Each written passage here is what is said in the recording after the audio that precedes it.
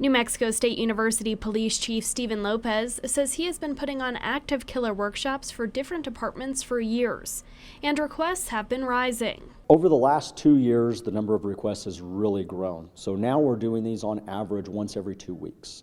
Lopez says an active killer situation is not limited to a shooter. There could be explosives or any other weapon that could be used to inflict harm. He says if possible, they try to identify and stop a threat before there is an active killer situation. Our ideal situation is that somebody will spot something that's suspicious or activity that's suspicious and call and report it so that we have a chance to stop an incident before there's any violence. That's the ideal. We don't want anybody getting hurt.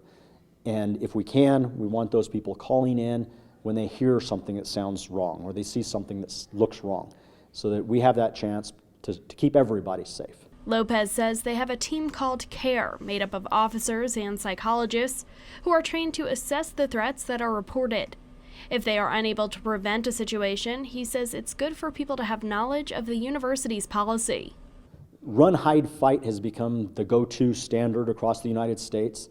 Not only do we advocate it, but the FBI and Homeland Security really encourage people to use that, because the first thing you can do to get to safety as quickly as possible is to run. Sticking around in a danger zone is not good unless you have no other alternative. So that running is critical. If you can't run, then being able to hide in a place that protects you from the threat is the second best option. Lopez says if hiding, try to close and lock the door.